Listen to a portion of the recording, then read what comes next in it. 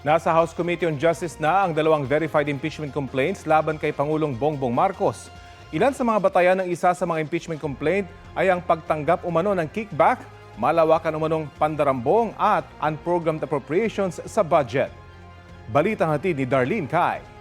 The Committee on Justice. Majority Leader. Kasado na ang impeachment proceedings laban kay Pangulong Ferdinand Marcos Jr. matapos formal lang ni-refer sa House Committee on Justice ang dalawang verified impeachment complaints sa sesyon ng Kamara kahapon. Ang unang reklamo ay final ng abogadong si Andre De Jesus noong January 19 at inendorso ni Pusong Pinoy Party List Representative Jet Nisay. Ang ikalawa naman ay inihain kahapon ng umaga ng Grupong Bayan o Bagong Alyansang Makabayan at inendorso ng mga kongresista ng Makabayan Bloc. May arguments in the second impeachment complaint that is not included in the first one. Yung tatlo po na yan, yung reference to the direct testimony ni DPWH Undersecretary Bernardo na may 8 billion pesos na tinatanggap si President Marcos Jr.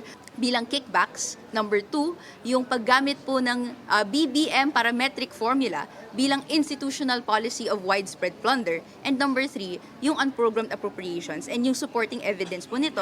Agad ni-refer ng House Secretary General kay House Speaker Bojidi ang ikalawang impeachment complaint alinsunod sa Rules of Procedure and Impeachment Proceedings ng Kamara. Bago ito isinama sa Order of Business at ni-refer sa House Committee on Justice.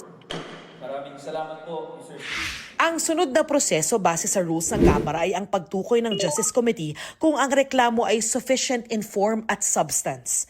Alinsunod sa konstitusyon, isa lang ang impeachment proceedings na pwedeng simulan sa parehong opisyal sa loob ng 1 taon. Matatanda ang nagtangka at nabigong maghain ng impeachment complaint ang ilang dating opisyal ng gobyerno noong nakaraang linggo dahil wala noon si Secretary General Garafil. Sinusubukan pa ng GMA Integrated News na kunin ang panig ni Garafil. Nauna nang sinabi ng Malacanang na handa ang Pangulo sa mga reklamo at malakas ang loob niyang wala siyang nilabag na anumang batas. Darlene Cai, nagbabalita para sa GMA Integrated News.